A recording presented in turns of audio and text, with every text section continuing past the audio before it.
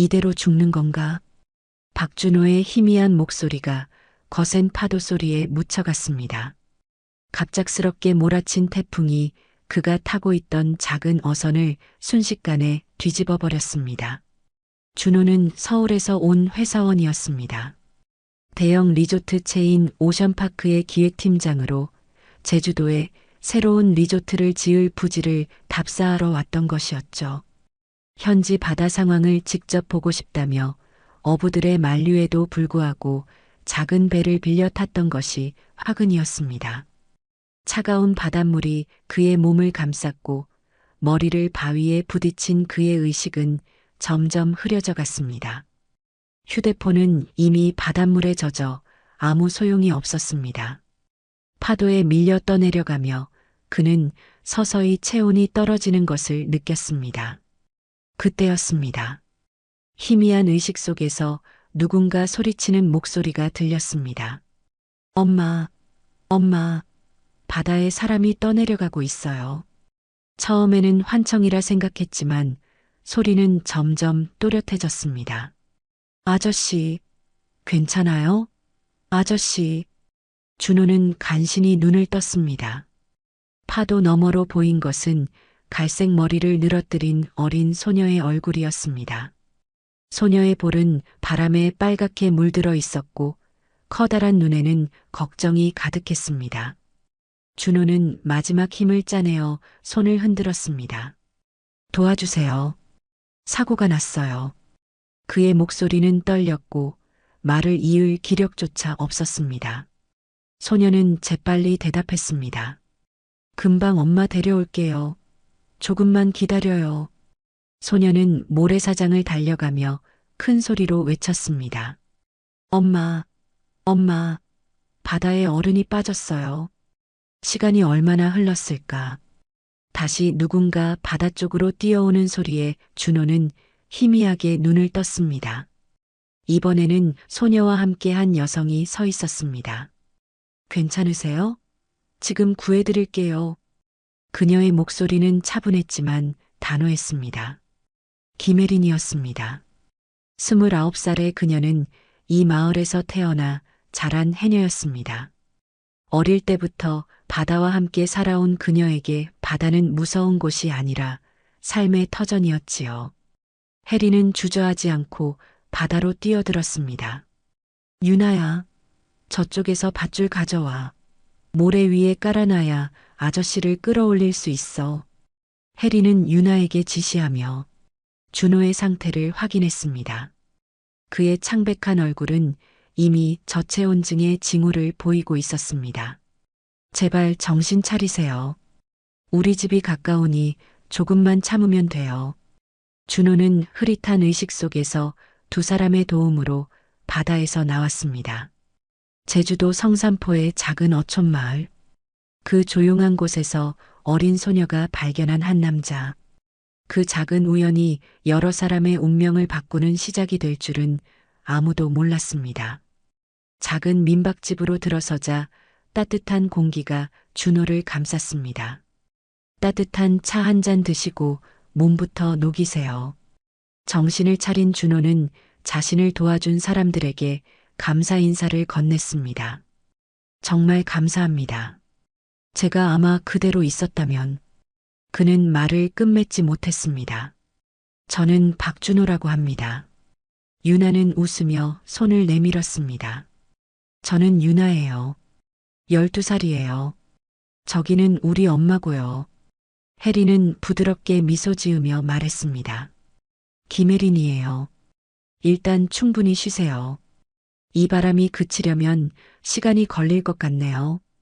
준호는 감사의 마음을 담아 고개를 숙였습니다. 창밖으로는 여전히 거센 바람이 불고 있었고 제주도 성산포 마을은 점점 더 거친 바다 날씨에 잠겨갔습니다. 다음 날 아침 준호는 작은 민박집의 방에서 눈을 떴습니다. 어제의 일을 떠올렸습니다. 생사의 갈림길에서 그를 구해준 엄마와 딸의 모습이 선명하게 떠올랐습니다. 창밖으로는 여전히 바람이 불고 있었지만 어제보다는 한결 잔잔해진 모습이었습니다.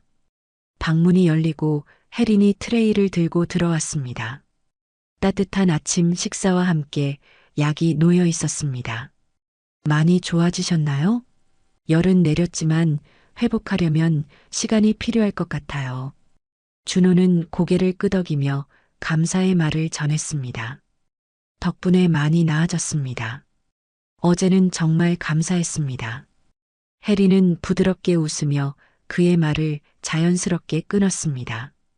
저보다 유나가 먼저 발견해서 다행이었어요. 준호는 식사를 하며 자신을 구해준 사람들에 대해 궁금했습니다. 작은 민박집의 내부는 오래되었지만 아늑하고 정갈했습니다. 벽에는 바다 사진들과 해녀 할머니들의 옛날 사진이 걸려 있었습니다. 이런 곳에서 민박집을 운영하시다니 특별하네요.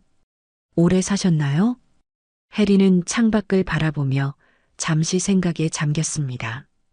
원래는 서울에 살았어요. 개인적인 사정으로 13년 전쯤 할머니가 계시던 이 제주도 성산포 마을로 내려왔죠. 할머니가 돌아가신 후 제가 민박집을 이어받았어요. 그녀의 눈에 스친 그림자를 준호는 놓치지 않았습니다. 무언가 아픈 기억이 있는 듯 했지만 더 이상 캐묻는 것은 예의가 아니라고 생각했습니다. 유나가 방으로 들어왔습니다. 아침부터 활기찬 모습이었습니다. 아저씨 많이 좋아지셨어요? 유나의 밝은 목소리에 방 안의 분위기가 환해졌습니다. 준호는 따뜻하게 웃으며 대답했습니다. 응, 많이 좋아졌어. 유나가 발견해주지 않았다면 큰일 날 뻔했어. 정말 고마워. 유나는 자랑스러운 듯 웃었습니다. 준호는 이제 자신이 누구인지 제대로 소개해야겠다고 생각했습니다. 늦게 제대로 인사드리네요. 저는 오션파크 리조트 기획팀장 박준호입니다. 그 말을 듣는 순간 혜린의 얼굴이 확연히 굳었습니다. 그녀의 손에 들고 있던 찻잔이 미세하게 떨렸고 눈빛이 순간적으로 흔들렸습니다. 오션파크. 혜린의 목소리는 거의 들리지 않을 정도로 작았습니다. 준호는 그녀의 반응이 의외였습니다. 왜 그러세요? 혹시 오션파크를 아시나요? 혜린은 재빨리 표정을 정리하고 어색한 미소를 지었습니다. 아니에요. 큰 회사라서 놀랐을 뿐이에요. 오션파크에서 이런 바닷가 마을까지 오다니 의외네요. 그녀의 목소리는 평온해 보였지만 준호는 그녀의 눈에서 복잡한 감정을 읽을 수 있었습니다. 그러나 그는 더 이상 질문하지 않았습니다. 준호는 침대에서 일어나 주머니에서 휴대폰을 꺼냈습니다. 화면은 완전히 깨져 있었고 아무리 버튼을 눌러도 반응이 없었습니다. 휴대폰이 완전히 망가졌네요. 혹시 전화 좀 빌릴 수 있을까요? 회사에 연락해야 할 것 같아서요. 혜리는 고개를 끄덕이며 거실로 향했습니다. 잠시 후 그녀는 전화기를 들고 돌아왔습니다. 여기 있습니다. 편하게 통화하세요. 준호는 감사의 인사를 건네고 전화를 걸었습니다. 몇 번의 신호음 끝에 전화가 연결되었습니다. 대표님, 박준호입니다. 늦게 연락드려서 죄송합니다. 성산포에서 사고가 났습니다. 지금 저를 구해주신 한 가족 집에 있어요. 네, 걱정 마세요. 잘 보살펴 주시고 있습니다. 그런데 지금 태풍 때문에 비행기가 결항이네요. 며칠 후에 돌아갈 수 있을 것 같습니다. 통화 내내 혜리는 창가에 서서 바다를 바라보았습니다. 그녀의 눈에는 깊은 슬픔이 어려 있었고 손은 무의식적으로 가슴에 놓인 작은 목걸이를 꽉 쥐고 있었습니다. 준호가 대표님이라고 부르는 목소리를 들을 때마다 그녀의 어깨는 미세하게 떨렸습니다. 통화를 마친 준호는 안도의 한숨을 내쉬었습니다. 다행히 회사에서 이해해 주셨습니다. 혜리는 고개만 끄덕였습니다. 그녀는 창밖을 바라보는 자세를 유지했지만 그녀의 표정에는 복잡한 감정이 교차했습니다. 슬픔, 그리움, 그리고 아픔. 무언가 깊은 사연이 있음이 분명했습니다. 태풍이 계속되는 동안 작은 민박집에서의 생활은 의외로 평온했습니다. 준호의 몸은 혜린의 정성 어린 간병 덕분에 빠르게 나아지고 있었습니다. 평소 바쁜 서울 생활에 익숙했던 그에게 이곳에서의 시간은 마치 다른 세계에 온 것 같은 느낌이었습니다. 유나는 준호와 금세 친해졌습니다.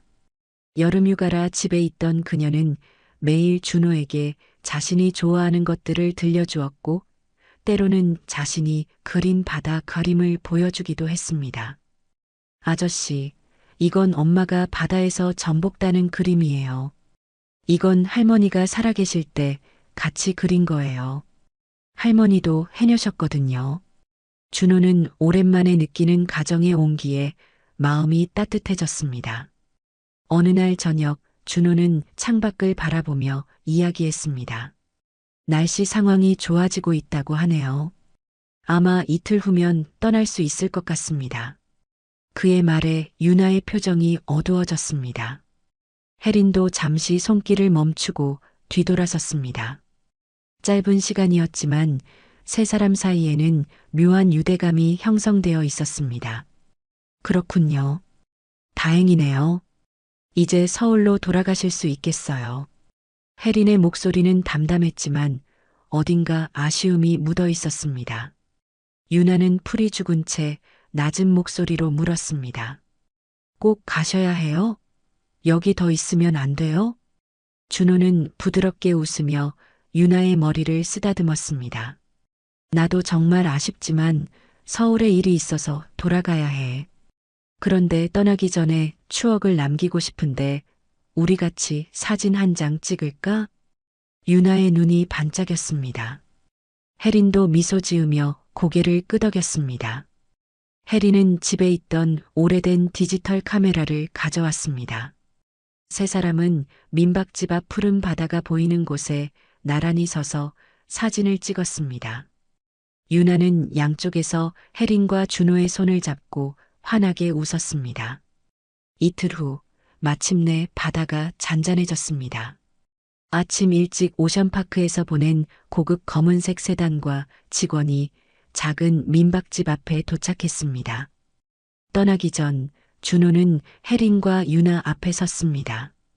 그의 눈에는 진심 어린 감사가 담겨 있었습니다. 정말 감사합니다. 이번 일은 제 평생 잊지 못할 거예요.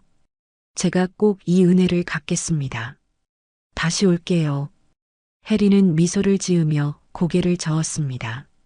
천만에요. 그저 당연한 일이었을 뿐이에요. 서울에 돌아가시면 건강하게 지내세요.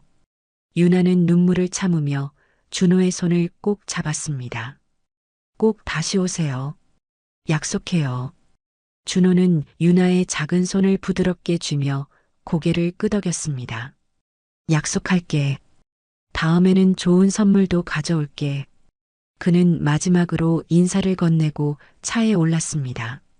차창 너머로 본 혜린의 표정은 복잡했습니다. 준호는 이 감정이 무엇인지 알지 못했지만 이상하게 마음이 무거워졌습니다. 차가 움직이기 시작하자 유나는 열심히 손을 흔들었습니다. 그녀의 작은 모습이 차창 너머로 점점 작아져 갔습니다. 준호는 주머니에 넣어둔 사진을 꺼내 바라보았습니다.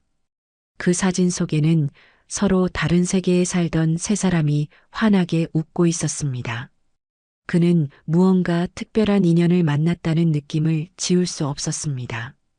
팀장님, 대표님께서 많이 걱정하셨습니다. 돌아가시면 바로 보고드리라고 하셨습니다.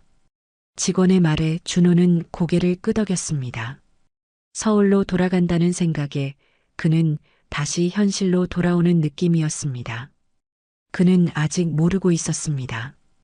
이 만남이 그의 인생을 그리고 많은 사람들의 인생을 뒤바꿔 놓게 될 것이라는 사실을. 차가 사라진 후 혜린은 오랫동안 그 자리에 서 있었습니다. 엄마 괜찮아요? 유나가 걱정스럽게 물었습니다. 혜린은 유나의 머리를 쓰다듬으며 씁쓸하게 웃었습니다. 괜찮아, 유나야. 좋은 분이셨어. 잘 지내실 거야. 하지만 그녀의 마음속에는 13년 전 기억이 되살아나고 있었습니다. 그때도 이렇게 누군가를 떠나보냈던 아픈 기억이. 서울의 오션파크 본사 건물은 유리와 철골로 이루어진 웅장한 마천루였습니다.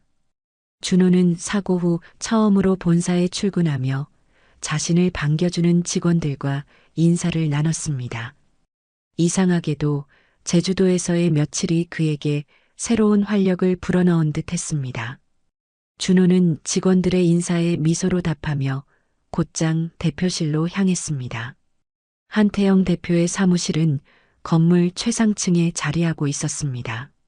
문을 두드리자 안에서 차분한 목소리가 들려왔습니다. 들어오세요. 준호는 문을 열고 들어갔습니다. 태영은 창가에 서서 서울의 전경을 바라보고 있었습니다. 그는 35살의 나이에 이미 재계에서 인정받는 경영자였습니다. 하지만 그의 눈빛에는 늘 말로 표현할 수 없는 공허함이 있었습니다.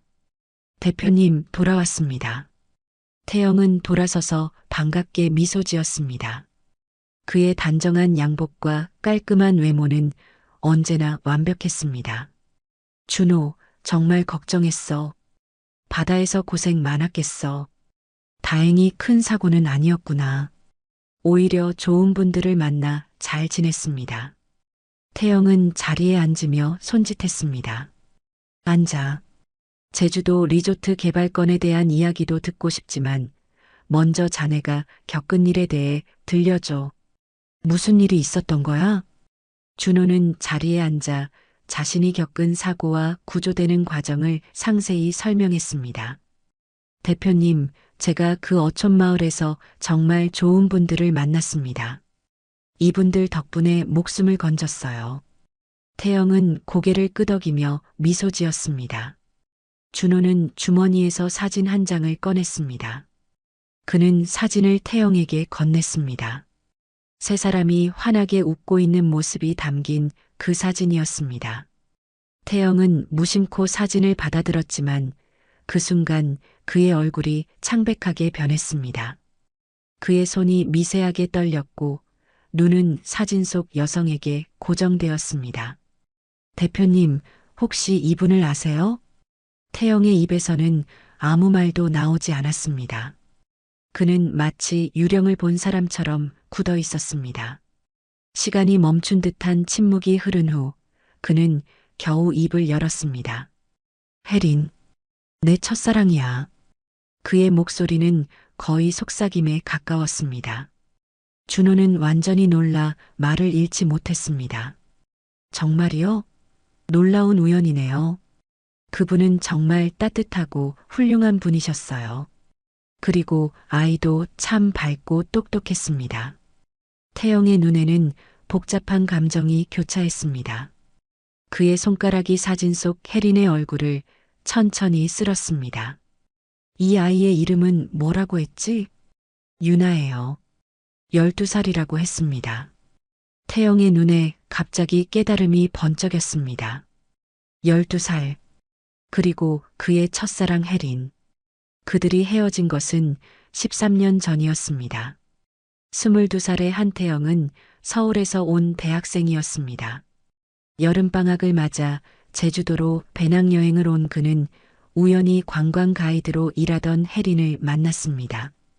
혜린은 26살로 대학교를 졸업한 후 고향에서 관광 가이드 일을 하고 있었습니다.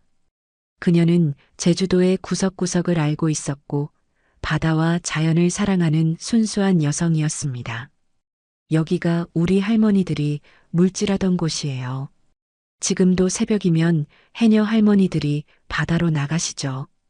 혜린의 설명을 들으며 태영은 그녀의 맑은 눈빛에 마음을 빼앗겼습니다. 서울 사람이시죠? 여기가 어때요? 정말 아름다워요. 특히 가이드분 덕분에 더 특별해 보이는 것 같아요. 그렇게 시작된 두 사람의 관계는 빠르게 깊어졌습니다.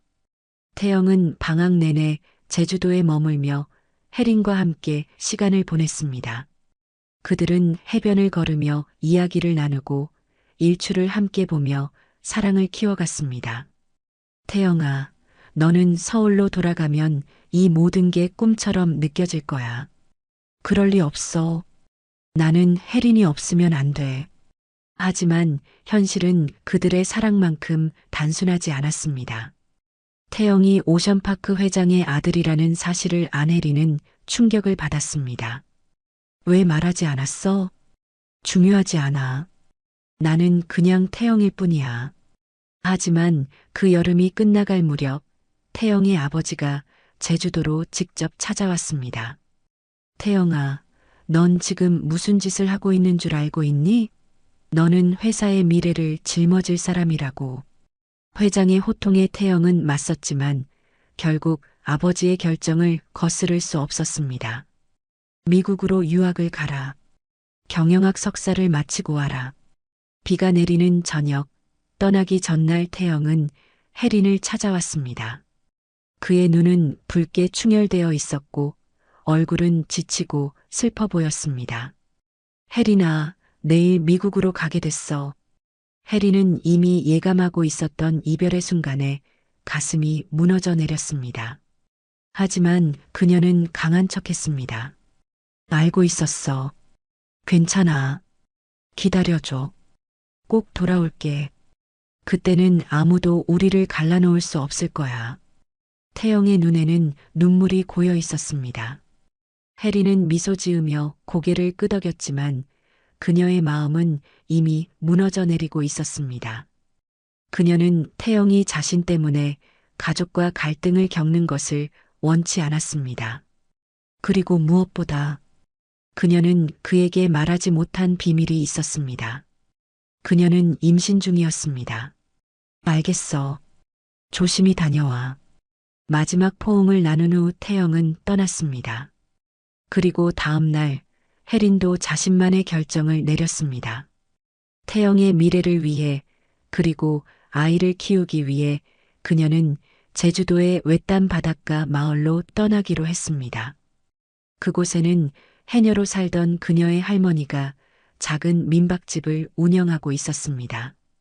할머니는 손녀의 상황을 이해하고 따뜻하게 받아들였습니다. 괜찮다, 혜린아. 할머니가 도와줄게. 우리 바다에서 건강한 아이를 낳자. 그들은 함께 작은 민박집을 운영하며 평화로운 날들을 보냈습니다. 그리고 몇 개월 후 혜린은 건강한 여자아이를 출산했습니다. 그녀는 아이에게 유나라는 이름을 지어주었습니다. 맑고 깨끗한 바다라는 의미였습니다. 하지만 행복은 오래가지 않았습니다. 유나가 태어난 지 1년이 채 되지 않아 혜린의 할머니는 갑작스러운 병으로 세상을 떠났습니다. 그녀에게 남은 것은 할머니의 유산인 작은 민박집과 세상의 전부가 된 딸 유나뿐이었습니다. 유나야, 엄마가 널 꼭 지켜줄게. 우리 둘이 잘 살자. 한편 미국에서 유학을 마친 태영. 태영은 서울로 돌아와 즉시 혜린을 찾았지만 그녀는 어디에도 없었습니다. 어떤 기록에도 남아있지 않았습니다.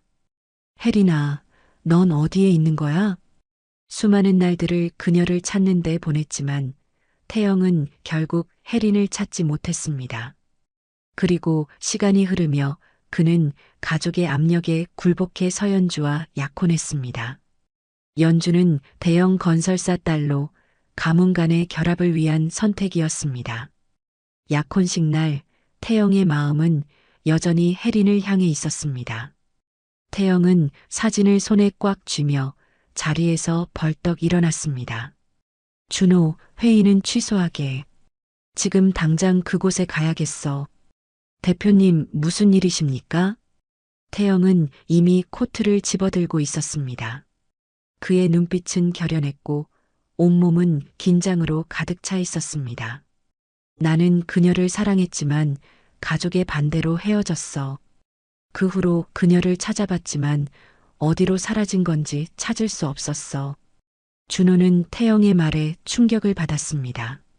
그는 태영의 사생활에 대해 많이 알지 못했지만 그가 정략 약혼을 했다는 것은 알고 있었습니다. 그리고 지금 그의 첫사랑이 갑자기 나타난 것입니다. 준호, 자네가 나를 그곳으로 안내해주게 해. 네, 대표님. 그날 오후 준호와 태영은 차를 타고 제주도로 향했습니다. 태영은 창밖을 바라보며 깊은 생각에 잠겨 있었습니다. 그의 마음속에는 과거의 기억들이 흐르고 있었습니다. 첫 만남, 첫 데이트, 그리고 아픈 이별.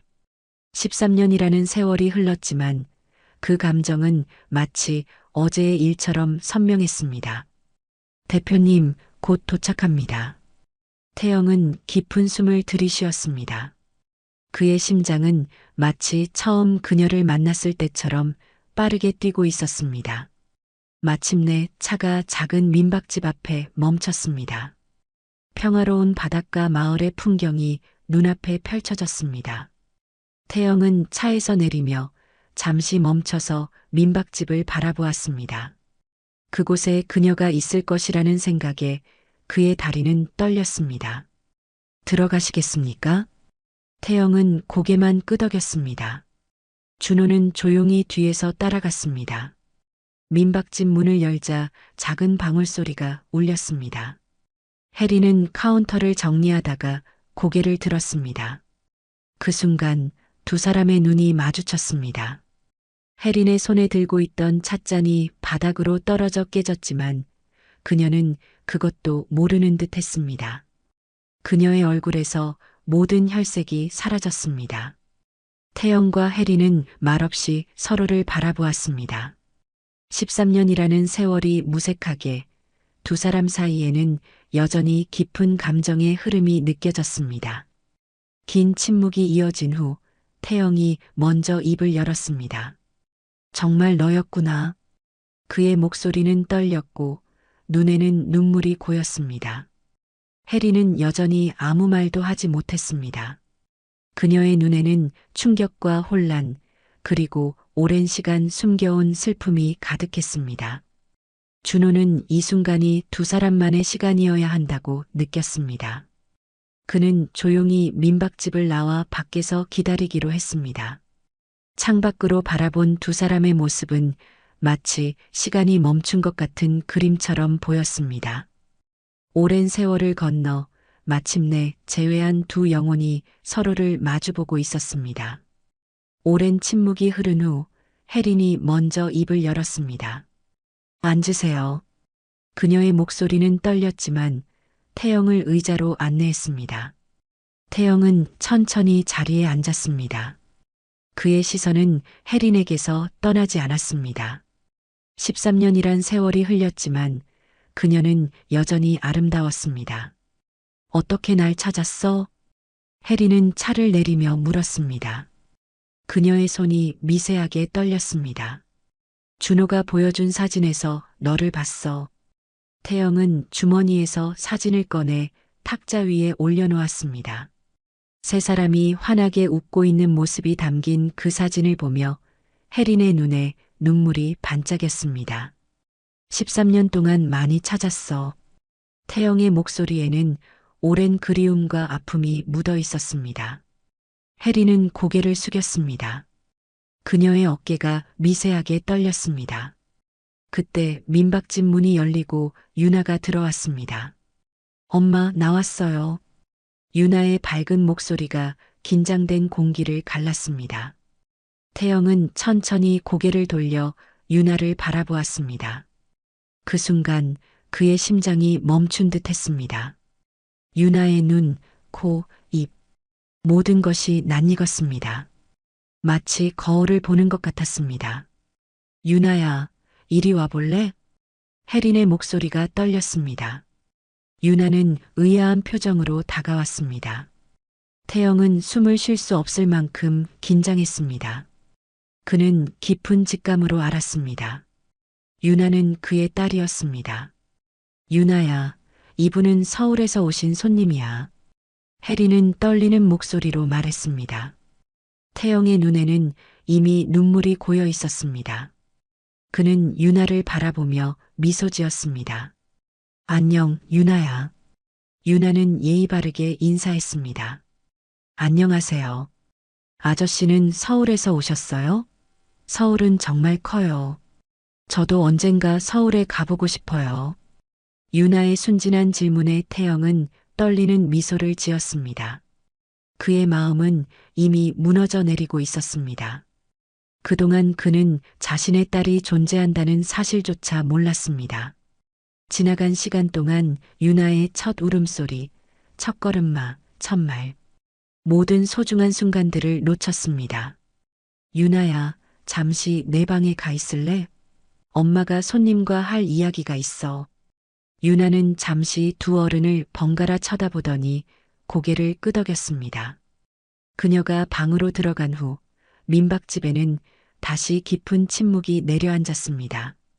그 아이는 내 딸이지. 태영의 목소리는 떨렸습니다. 해리는 더 이상 감출 수 없다는 것을 알았습니다. 그녀는 깊은 숨을 들이쉬고 모든 것을 털어놓기로 했습니다. 그래, 유나는 내 딸이야. 내가 미국으로 떠나기 전 나는 이미 임신 중이었어. 태영의 눈에서 눈물이 흘러내렸습니다. 왜 말하지 않았어? 내가 알았다면. 그때 우리 둘 다 어렸어.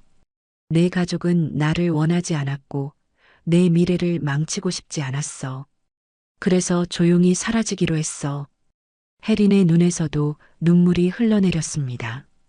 태영은 혜린의 손을 조심스럽게 잡았습니다. 그의 손은 따뜻했습니다. 유나에게 내가 누구인지 말해도 될까? 혜린은 잠시 고민하다가 고개를 끄덕였습니다.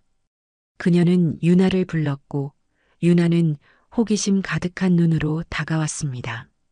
유나야, 이분은 사실은 내 아빠야. 유나의 눈이 커졌습니다. 그녀는 태영을 바라보았고 태영은 애써 미소를 지으며 유나를 바라보았습니다.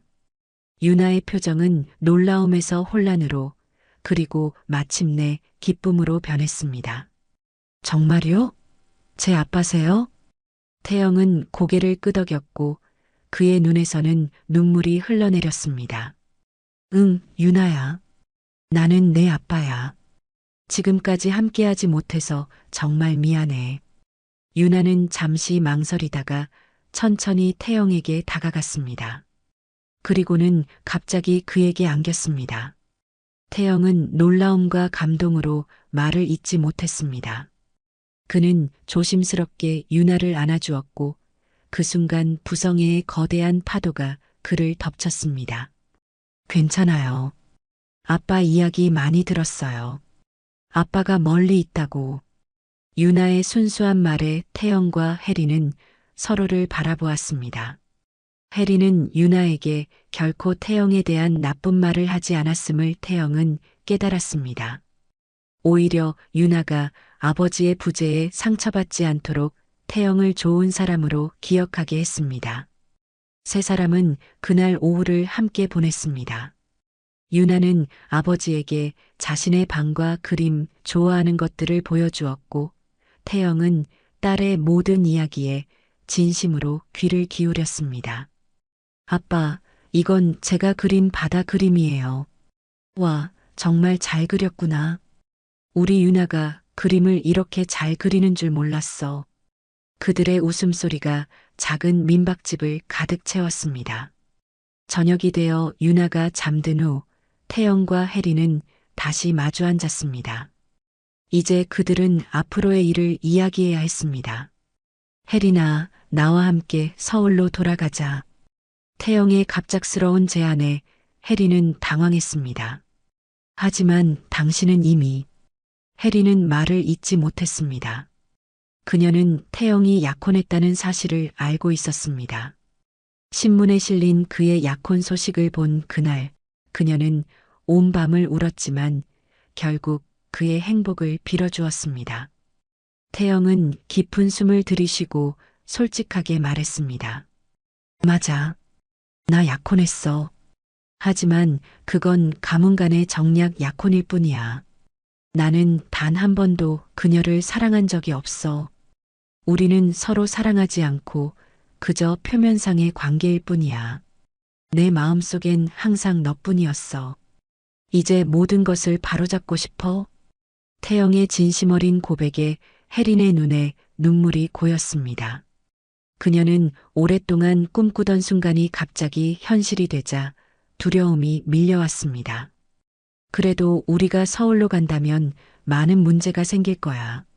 너의 가족, 회사, 그리고 내 약혼자. 혜리는 현실적인 어려움을 걱정했습니다. 내가 모든 것을 책임질게. 우리 함께 새로운 시작을 하자, 혜리나. 태영의 눈에는 단호한 결의가 담겨 있었습니다. 혜리는 유나의 방을 바라보았습니다. 자신의 딸에게 더 나은 미래를, 그리고 아버지와 함께할 기회를 주고 싶었습니다. 시간을 좀 줄래? 생각해 볼게. 태영은 고개를 끄덕였습니다. 그는 혜린의 손을 부드럽게 잡았습니다. 얼마든지. 다만 알아줬으면 해. 13년 전과 달리 이번엔 내가 물러서지 않을 거라는 걸. 밤이 깊어갔습니다. 창밖으로 별들이 반짝이는 밤하늘이 보였습니다. 혜리는 오랜 시간 고민했습니다. 그리고 마침내 유나의 미래와 태영의 진심에 이끌려 결정을 내렸습니다. 서울로 갈게. 유나를 위해서, 그리고 우리를 위해서. 그녀의 말에 태영의 얼굴에 환한 미소가 번졌습니다. 그는 혜린을 부드럽게 안아주었고 그 품 안에서 혜린은 오랜만에 느끼는 안전함과 따뜻함에 눈물을 흘렸습니다. 13년의 세월을 뛰어넘어 그들은 다시 한번 사랑의 용기를 내기로 했습니다. 다음 날 아침 세 사람은 함께 짐을 쌌습니다. 엄마, 정말 서울로 가는 거예요? 아빠랑 같이 살 수 있어요? 유나의 눈이 기쁨으로 반짝였습니다. 그래, 유나야. 이제 우리는 진짜 가족이 되는 거야. 태영이 유나의 머리를 쓰다듬으며 말했습니다. 혜리는 13년간 살던 민박집을 마지막으로 둘러보았습니다. 할머니의 추억이 깃든 이곳을 떠나는 것은 쉽지 않았지만 유나와 태영과 함께하는 새로운 시작을 위해서였습니다. 할머니, 저희 잘 지낼게요. 지켜봐 주세요. 혜리는 마음속으로 돌아가신 할머니에게 작별 인사를 했습니다. 오전 10시 태영이 준비한 차가 민박집 앞에 도착했습니다. 마을 사람들이 나와서 배웅해 주었습니다.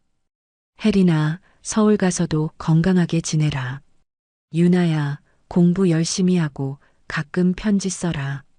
그들을 따뜻하게 받아준 마을 사람들과의 이별은 뭉클했습니다. 차에 오르기 전 혜리는 마지막으로 바다를 바라보았습니다. 푸른 제주 바다가 햇살에 반짝이고 있었습니다. 이 바다가 그들을 다시 만나게 해준 운명의 바다였습니다. 가자, 우리의 새로운 시작을 위해. 태영이 혜린과 유나의 손을 잡고 말했습니다. 세 사람은 손을 꼭 잡고 차에 올랐습니다. 차창 밖으로 제주도의 아름다운 풍경이 지나갔습니다. 하지만 그들의 마음은 이미 앞으로 펼쳐질 새로운 삶에 가 있었습니다. 비행기에서 내려다본 서울의 모습을 보며 유나가 감탄했습니다. 와, 정말 커요. 아빠, 우리 여기서 살 수 있어요? 물론이지, 우리 딸. 아빠가 좋은 집을 준비해뒀어.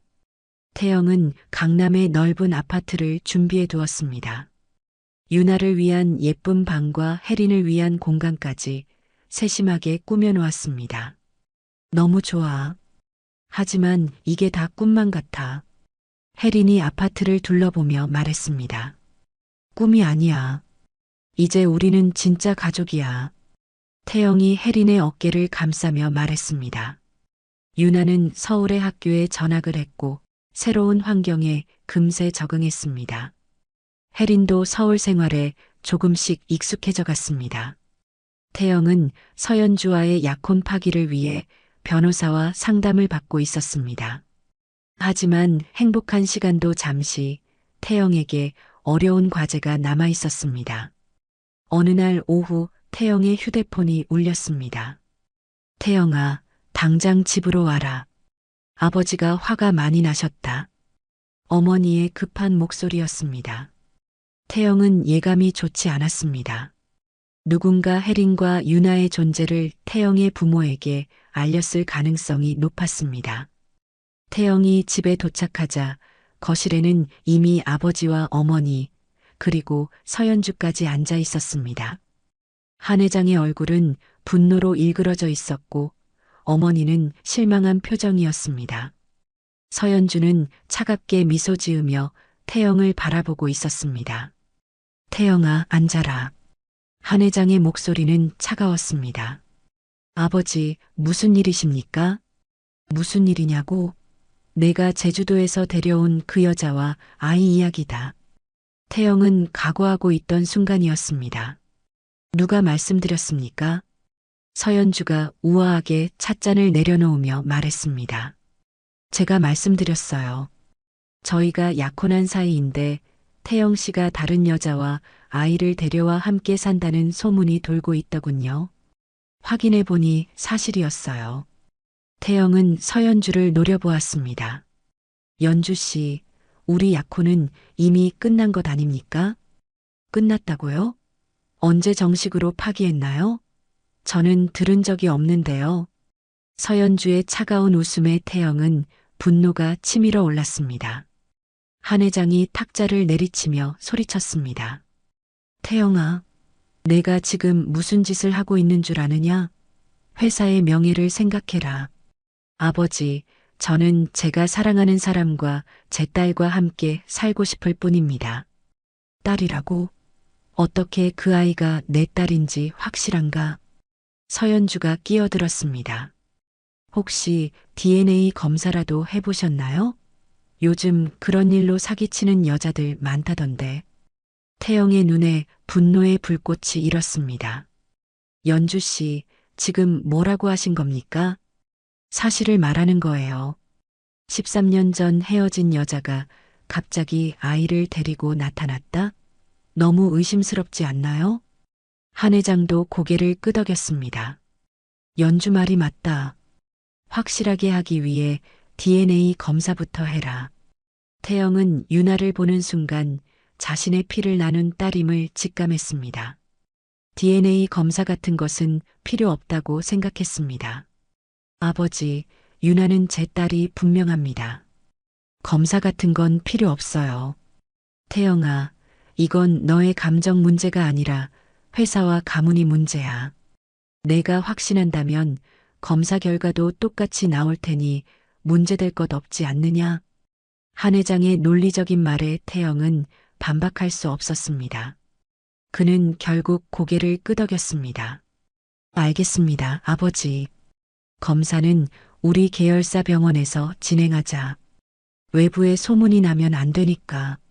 서연주가 덧붙였습니다. 제가 아는 좋은 병원이 있어요. 거기서 하시죠. 태영은 유나와 함께 병원에 도착했습니다. 혜린도 함께 왔지만 검사실 앞에서 불안한 표정으로 기다리고 있었습니다. 아빠, 이거 아픈 거예요? 유나가 걱정스럽게 물었습니다. 아니야, 유나야. 입안을 면봉으로 살짝 문지르는 것뿐이야. 전혀 아프지 않아. 태영은 딸을 안심시키며 말했습니다. 검사실로 들어가자 김 박사라는 중년 남성이 그들을 맞이했습니다. 안녕하세요. 서연주 씨가 소개해 주셨죠. 간단한 검사니까 걱정 마세요. 김 박사는 친절해 보였지만 왠지 태영은 그의 눈빛이 어딘가 어색하다고 느꼈습니다. 검사는 금세 끝났습니다. 태영과 유나의 입안을 면봉으로 살짝 문지르는 것이 전부였습니다. 결과는 언제쯤 나오나요? 빠르면 내일, 늦어도 모레면 나올 겁니다. 제가 직접 연락드리겠습니다. 병원을 나오면서 태영은 혜린에게 말했습니다. 걱정하지 마. 당연히 우리 딸이라는 결과가 나올 거야. 하지만 혜린의 표정은 여전히 어두웠습니다. 태영아, 나는 왜 이렇게 불안하지? 뭔가 이상한 느낌이 들어. 기분 탓이야. 모든 게 잘 될 거야. 김 박사는 검사실에 혼자 남아 있었습니다. 그의 책상 위에는 태영과 유나의 DNA 샘플이 놓여 있었습니다. 그때 그의 휴대폰이 울렸습니다. 네, 서연주 씨. 검사는 잘 끝났나요? 네, 끝났습니다.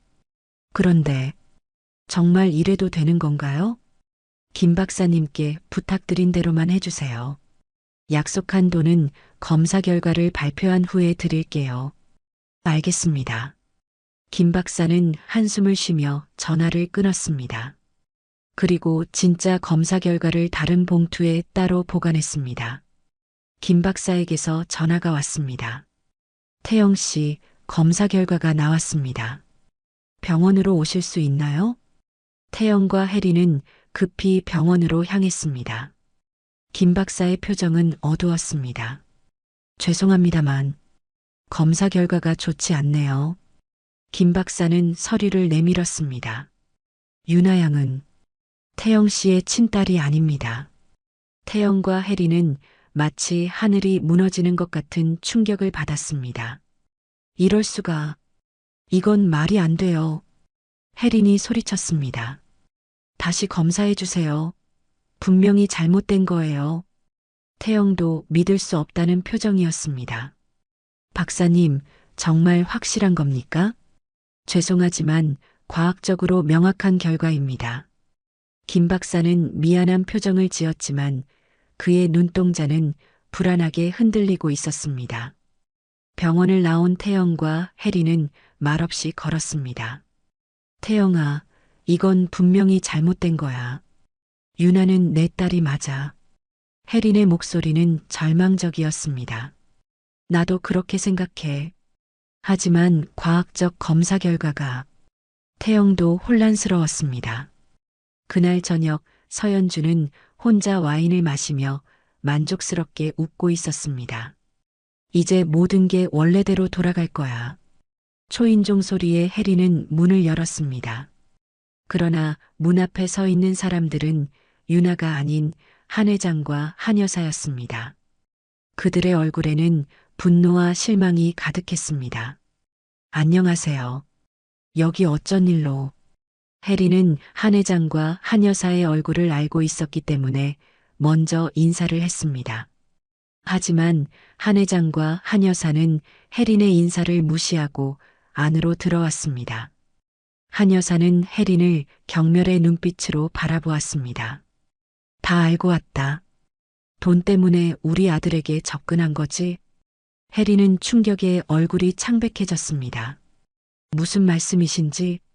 한 회장은 DNA 검사 결과를 내밀었습니다. DNA 검사 결과가 나왔다. 너는 사기꾼이야. 이 아이는 우리 핏줄도 아니야. 법적 조치를 취하기 전에 우리 앞에서 영원히 사라져라. 혜리는 믿을 수 없다는 표정으로 서류를 받아들었습니다. 그녀의 손이 심하게 떨렸습니다. 이건 말이 안 돼요. 유나는 분명히 태영의 딸이에요. 이건 조작된 거예요. 한 여사는 차갑게 웃었습니다. 지금까지 잘 속였구나. 하지만 이제 끝이야. 우리 아들을 이용해 돈을 뜯어내려던 계획은 실패했어. 혜리는 절망에 빠져 말을 잇지 못했습니다. 그때 현관문이 열리고 유나가 들어왔습니다. 그녀는 낯선 분위기에 의아한 표정을 지었습니다. 엄마. 한 회장과 한 여사는 유나를 냉랭한 시선으로 바라보았습니다. 유나는 직감적으로 뭔가 심각한 일이 벌어졌음을 느꼈습니다. 한 여사는 말없이 고개를 돌렸고 한 회장은 탁자를 내리치며 말했습니다. 이 사기꾼들. 유나의 눈에 눈물이 고였습니다. 그녀는 떨리는 목소리로 말했습니다. 할아버지, 할머니, 우리 나쁜 사람 아니에요.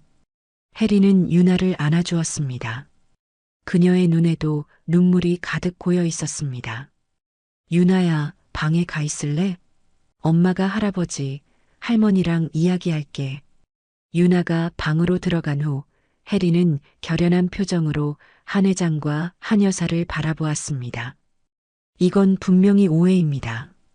유나는 태영의 딸이에요. 그리고 저는 절대 돈 때문에 접근한 게 아닙니다. 한 회장은 차갑게 말했습니다. 증거가 여기 있다. 과학적 사실을 부정할 수는 없지. 해리는 절망감에 휩싸였지만 유나를 위해 강한 척했습니다. 태영에게 직접 말하겠습니다. 그가 돌아오면 모든 것이 밝혀질 거예요. 한 여사는 냉소적으로 웃었습니다. 이미 태영에게도 연락했다. 너는 이제 더 이상 여기 있을 자격이 없어. 내일까지 이 집에서 나가라. 한 회장과 한 여사는 그렇게 말하고 해린의 아파트를 떠났습니다. 그들이 떠난 후 해린은 벽에 기대어 주저앉았습니다. 그녀의 온몸이 떨렸고 겨우 참았던 눈물이 마침내 터져 나왔습니다. 그날 밤 해리는 유나가 잠든 후 깊은 고민에 빠졌습니다. 그녀는 이 모든 상황이 너무 갑작스럽고 이해할 수 없었습니다. 하지만 한 가지 확실한 것은 이대로는 서울에 머물 수 없다는 것이었습니다. 그녀는 짐을 싸기 시작했습니다. 제주도로 돌아가는 것만이 지금 할 수 있는 최선의 선택이었습니다. 떨리는 손으로 전화를 들어 태영에게 전화를 걸었지만 연결되지 않았습니다. 회의 중이라는 메시지만 들려올 뿐이었습니다. 해리는 마지막 시도로 메시지를 남겼습니다. 회장님과 어머님이 오셔서 저희에게 사기꾼이라고 했어요. 유나와 저는 제주도로 돌아갑니다. 이런 상황에서 더 이상 머물 수 없어요. 그녀는 메시지를 보내고 깊은 한숨을 내쉬었습니다. 창밖으로 서울의 밤하늘을 바라보며 그녀는 다시 자신의 고향으로 돌아가야 한다는 슬픈 현실을 받아들였습니다. 출장에서 돌아온 준호는 태영을 찾기 위해 사무실로 향했습니다. 하지만 비서는 태영이 어제부터 연락이 안 된다고 했습니다. 이상한 예감이 든 준호는 혜린과 유나의 아파트에 전화를 걸었지만 아무도 받지 않았습니다. 걱정이 된 준호는 혜린의 휴대폰으로 직접 전화를 걸었습니다. 여보세요, 혜린 씨? 준호 씨. 혜린의 목소리는 피곤하고 지쳐 있었습니다. 배경에서는 차 소리가 들렸습니다. 무슨 일 있으세요? 어디 계신 거예요? 잠시 침묵이 흘렀습니다. 저희 제주도로 돌아가고 있어요. 네. 갑자기 왜요? 혜린의 목소리가 떨렸습니다. 태영 씨의 부모님이 오셨어요. DNA 검사 결과를 가지고 와서 유나가 태영 씨의 딸이 아니라고 하시더라고요. 준호는 충격에 말을 잇지 못했습니다. 그건 말도 안 됩니다. 혜린 씨는 그런 분이 아니잖아요. 하지만 증거가 있고 태영 씨도 저를 믿지 않아요. 그가 전화를 받지 않았거든요. 준호는 결연한 목소리로 말했습니다. 혜린 씨, 제가 알아볼게요. 이건 분명히 무언가 잘못된 거예요. 일단 제주도에 도착하시면 연락 주세요. 제가 곧 진실을 밝혀내겠습니다. 전화를 끊은 준호는 즉시 태영에게 연락을 시도했습니다. 여러 번 시도 끝에 마침내 태영이 전화를 받았습니다. 준호. 태영의 목소리는 지친 상태였습니다. 대표님, 방금 혜린 씨와 통화했습니다. 모든 이야기 들었어요. 하지만 이건 말이 안 됩니다. 혜린 씨가 그런 사람일 리가 없어요. 제가 직접 더 알아보겠습니다. 태영은 한동안 말이 없었습니다. 그의 숨소리만이 전화기 너머로 들려왔습니다. DNA 검사 결과가 있어. 대표님, 그 검사 결과가 정말 믿을 만한 건지 확인해 봐야 합니다. 그 아이는 분명히 대표님의 딸입니다. 태영의 목소리가 흔들렸습니다. 정말 그렇게 생각해? 네, 확신합니다. 제가 이 일의 진실을 밝혀내겠습니다. 준호는 먼저 병원 주변을 조사하기 시작했습니다. 그는 사설탐정 사무소를 통해 최근 며칠간 병원 출입 기록과 CCTV 자료를 확보했습니다. 며칠간의 조사 끝에 결정적인 증거를 발견했습니다. DNA 검사 당일 밤 서연주가 김 박사와 병원 근처 카페에서 만나는 장면이 CCTV에 포착되었습니다. 더 중요한 것은 서연주가 김 박사에게 봉투를 건네는 모습까지 찍혀 있었습니다. 또한 김 박사의 계좌로 그 다음날 거액이 입금된 기록도 확인했습니다. 이제 준호는 이 증거들을 가지고 김 박사를 찾아갔습니다. 김 박사님, 잠시 이야기 좀 할 수 있을까요? 김 박사는 준호를 보고 놀란 듯 했지만 곧 어색한 미소를 지었습니다. 무슨 일로 오셨나요? 준호는 태블릿을 꺼내 CCTV 영상을 보여주었습니다. 이 영상 보시겠습니까? 박사님이 서연주 씨와 만나는 장면이네요. 그리고 이건 박사님 계좌 입출금 내역입니다. 김 박사의 얼굴이 창백해졌습니다. 이건 어떻게? 박사님, 이미 모든 증거가 확보되었습니다. 지금 솔직하게 말씀해 주시면 선처를 고려해 드릴 수 있지만 계속 부인하시면 법정에서 만나게 될 것 같네요. 김 박사는 주변을 불안하게 살피더니 고개를 숙였습니다. 서연주 씨가 저에게 압력을 넣었습니다. 이 일은 오션파크의 존속과 관련된 문제라며 승진과 거액의 보너스를 약속했어요. 그리고 만약 거부하면 제 과거 실수를 폭로하겠다고 협박했습니다. 검사 결과를 조작하라고요? 네. 실제 검사 결과는 친딸이 맞습니다. 저도 양심상 괴로워서 원본 데이터는 따로 보관해 뒀습니다. 김 박사는 서랍에서 USB를 꺼냈습니다. 원본 데이터입니다. 준호는 USB를 받아들고 감사의 뜻을 표했습니다. 감사합니다. 이것으로 진실을 밝힐 수 있겠네요. 준호는 즉시 태영에게 전화를 걸었습니다. 새벽이었지만 이 일은 기다릴 수 없었습니다. 대표님, 모든 증거를 찾았습니다. 유나는 대표님의 친딸이 맞습니다. 검사 결과는 서연주 씨가 조작한 겁니다. 태영의 목소리가 떨렸습니다. 정말인가? 네, 확실합니다. 검사를 담당한 김 박사의 증언과 검사 결과, 원본 데이터가 있습니다. 태영은 잠시 말을 잇지 못했습니다. 그의 숨소리만이 전화기 너머로 들려왔습니다. 준호, 정말 고맙네. 지금 당장 서연주를 만나봐야겠어. 태영은 모든 증거를 들고 서연주를 찾아갔습니다.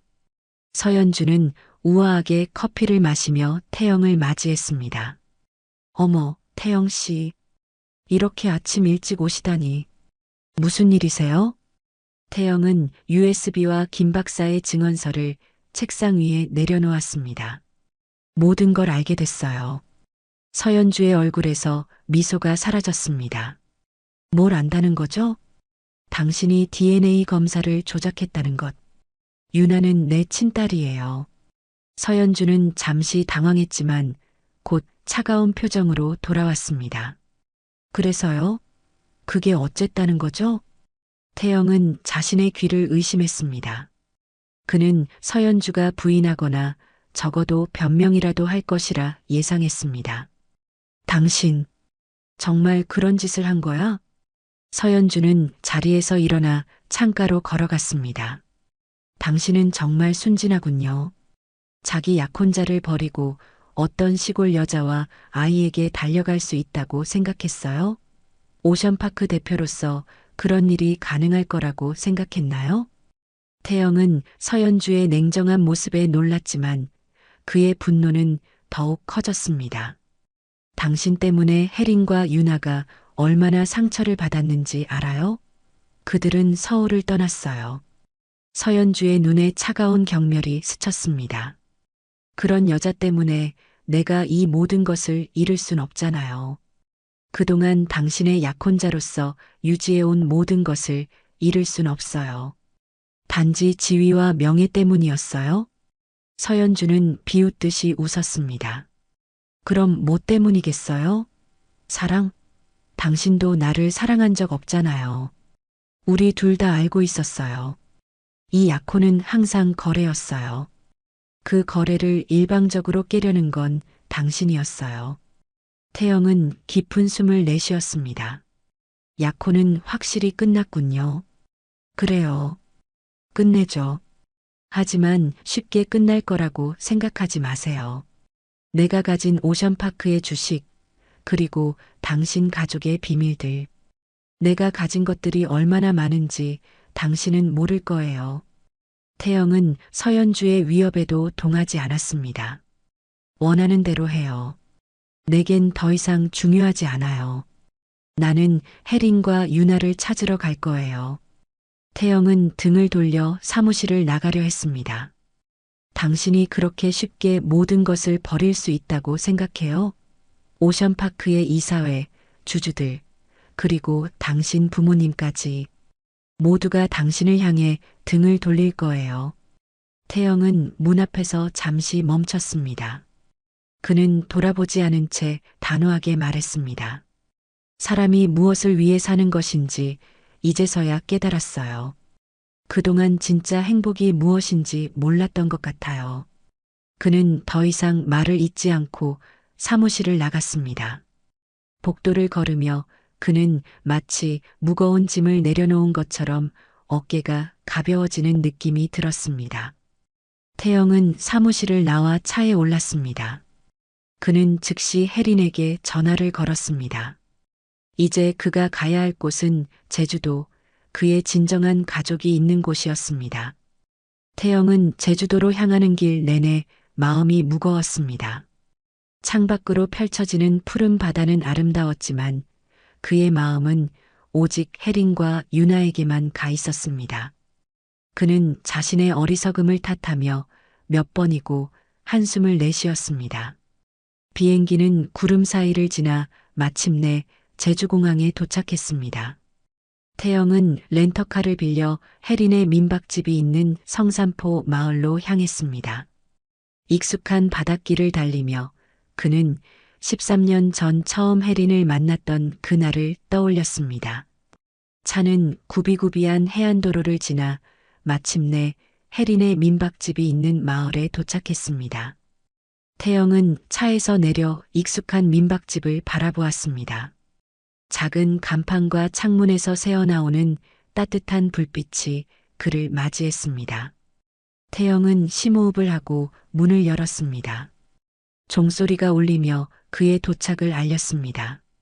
민박집 안은 여전히 아늑했고 은은한 차 향기가 공간을 채우고 있었습니다. 카운터 뒤에서 무언가를 정리하던 혜린이 고개를 들었습니다. 그녀의 눈이 놀라움으로 커졌습니다. 태영 씨. 태영은 혜린을 바라보며 가슴이 찢어지는 듯한 아픔을 느꼈습니다. 그녀의 눈 밑에는 피곤함과 슬픔의 그림자가 드리워져 있었습니다. 그녀가 얼마나 힘든 시간을 보냈을지 상상할 수 있었습니다. 혜린아. 그는 한 걸음 다가갔습니다. 혜린은 그 자리에 굳어 있었습니다. 그녀의 눈에는 경계와 불안이 가득했습니다. 왜 왔어요? 저희 끝난 거 아니에요? 태영은 고개를 저었습니다. 준호가 모든 진실을 밝혀냈어. 유나는 내 친딸이 맞아. DNA 검사 결과는 서연주가 조작한 거였어. 혜린의 눈에 놀라움이 번졌습니다. 그녀는 믿을 수 없다는 듯 머리를 흔들었습니다. 정말이에요? 그래. 그리고 내가 당신을 의심했던 것도 용서해줘. 내가 너무 어리석었어. 혜린의 표정이 차갑게 변했습니다. 그녀의 눈에는 분노와 상처가 교차했습니다. 제 명예를 더럽히고 유나까지. 어떻게 그런 짓을 할 수 있죠? 제가 얼마나 상처받았는지 알아요? 유나가 얼마나 울었는지. 그녀의 목소리가 떨렸습니다. 당신의 부모님이 우리에게 했던 말들. 사기꾼, 거짓말쟁이. 유나 앞에서 그런 말들을 들었어요. 어린아이가 그런 말을 들을 때 얼마나 상처받았을지 생각해 봤어요? 태영은 고개를 숙였습니다. 그의 눈에는 깊은 후회와 미안함이 담겨 있었습니다. 미안해. 정말 미안해. 내가 너무 어리석었어. 내가 너를 보호했어야 했는데. 내가 그런 사람이 아니란 걸 알면서도 확인하지 않았어. 내 말을 믿었어야 했는데. 해리는 여전히 분노와 상처로 떨고 있었습니다. 태영은 그녀에게 다가가 조심스럽게 팔을 뻗었습니다. 해리나, 정말 미안해. 내가 너무 어리석었어. 해리는 여전히 망설였습니다. 그녀는 태영과 거리를 두며 물러섰습니다. 이제 와서 그런 말들이 무슨 소용이 있겠어요? 우리는 서로 다른 세계에 살고 있어요. 당신의 가족, 회사, 그들은 절대 우리를 받아들이지 않을 거예요. 태영은 결연한 표정으로 말했습니다. 내가 모든 것을 바로 잡을 거야. 그리고 부모님께도 진실을 알릴 거야. 그때 민박집 뒷문이 열리고 유나가 들어왔습니다. 그녀는 태영을 보고 잠시 놀란 듯 했지만 곧 그녀의 얼굴에 환한 미소가 번졌습니다. 아빠, 유나는 달려와 태영의 품에 안겼습니다. 태영은 딸을 꼭 안아주며 눈물을 참지 못했습니다. 그 순간 그는 이것이 자신의 진정한 행복임을 다시 한번 확신했습니다. 유나야, 보고 싶었어? 아빠, 우리 다시 서울로 가는 거예요? 태영은 혜린을 바라보았습니다. 그녀의 눈에는 여전히 망설임이 있었습니다. 다시 돌아와줘. 이번엔 내가 너와 유나를 지킬게. 절대 누구도 너희를 상처 주게 하지 않을 거야. 혜린은 창밖을 바라보았습니다. 13년 동안 이 작은 마을에서 유나를 키우며 살아온 시간들이 주마등처럼 스쳐 지나갔습니다. 유나가 혜린의 손을 잡았습니다. 엄마, 우리 아빠랑 같이 살아요. 혜린은 딸의 순수한 눈빛을 바라보았습니다. 태영 씨, 정말 우리를 지켜줄 수 있겠어요? 태영은 진심을 담아 고개를 끄덕였습니다. 내 목숨을 걸고 약속할게. 이번엔 결코 너희를 놓치지 않을 거야. 혜린의 눈에서 눈물이 흘러내렸습니다. 그녀는 천천히 고개를 끄덕였습니다. 태영은 조심스럽게 혜린에게 다가가 그녀의 손을 잡았습니다. 유나는 기쁨의 찬정으로 두 사람을 바라보았습니다. 태영은 혜린과 유나의 손을 잡고 민박집 밖으로 나갔습니다. 창밖으로는 제주도의 아름다운 석양이 바다를 물들이고 있었습니다. 마치 그들의 새로운 시작을 축복하는 듯한 황금빛 노을이 조용히 내려앉았습니다. 이젠 같이 가자. 우리의 집으로. 세 사람은 손을 꼭 잡고 바닷가를 걸어 차로 향했습니다. 그들의 발자국이 모래 위에 새겨지며 새로운 여정의 시작을 알렸습니다. 6개월이 흘렀습니다. 태영은 서연주와 완전히 결별하고 혜린과 유나와 함께 새로운 생활을 시작했습니다. 태영의 부모도 진실을 알고 나서는 혜린과 유나를 진심으로 받아들였습니다. 특히 한 여사는 유나를 친손녀처럼 아꼈습니다. 유나야, 할머니가 미안했어. 앞으로는 좋은 할머니가 될게. 유나도 처음에 경계심을 풀고 할아버지, 할머니와 가까워졌습니다. 1년이 더 지나자 태영은 회사 일부를 정리하고 제주도에서 혜린과 새로운 사업을 시작했습니다. 해녀 체험과 전통 문화를 결합한 에코 리조트를 운영하게 되었습니다. 바다 체험 센터라는 이름의 이 사업은 제주도의 전통을 보존하면서도 관광객들에게 새로운 경험을 제공하는 의미 있는 일이었습니다. 혜린은 해녀 체험 프로그램의 강사가 되었고 태영은 경영을 담당했습니다. 준호도 서울 본사와 제주도를 오가며 이들을 도왔습니다. 드디어 결혼식 날이 왔습니다. 혜린과 태영의 결혼식이 제주도 성산 일출봉이 보이는 바닷가에서 열렸습니다. 결혼식은 소박하지만 정성이 담긴 자리였습니다. 한 회장과 한 여사, 그리고 오션파크의 주요 인사들, 제주도 마을 사람들까지 함께했습니다. 유나는 하얀 드레스를 입고 꽃바구니를 들고 있었습니다. 그녀의 눈은 기쁨으로 반짝였고 얼굴에는 행복한 미소가 가득했습니다. 엄마, 정말 예뻐요. 유나도 정말 이쁘다. 태영과 혜린이 나란히 입장하자 참석자들은 모두 일어나 박수를 보냈습니다. 준호가 축사를 위해 일어섰습니다. 저는 오늘 이 자리에 특별한 감사함을 느낍니다. 바다에서 시작된 작은 인연이 이렇게 아름다운 가족을 만들었습니다. 저는 그날 바다에서 혜린 씨와 유나를 만나지 않았다면 오늘의 이 행복한 순간도 없었을 거라고 생각합니다. 인연이란 참으로 신비롭습니다. 작은 우연이 모여 필연이 되고 그 필연이 우리 삶을 완전히 바꿔놓습니다. 그의 진심 어린 축사에 태영과 혜린은 감사의 눈빛을 보냈고 유나는 기쁨의 찬정으로 손을 쳤습니다. 결혼식이 끝난 후 온 가족이 바닷가로 나갔습니다. 바다가 우리를 다시 만나게 해줬네요. 혜린이 태영의 손을 잡으며 말했습니다. 이번엔 영원히 함께야. 태영이 대답했습니다. 유나는 두 사람 사이에서 환하게 웃으며 바다를 바라보았습니다. 우리 정말 행복하네요.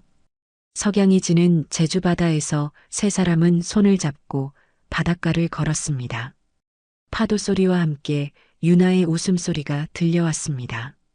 바다에서 시작된 운명적 인연은 이렇게 아름다운 결말을 맞이했습니다.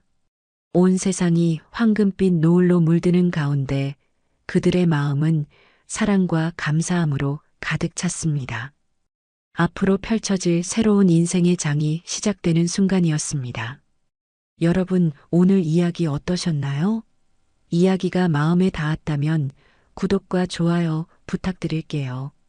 여러분의 따뜻한 댓글 하나가 모두에게 큰 힘이 됩니다. 감사합니다.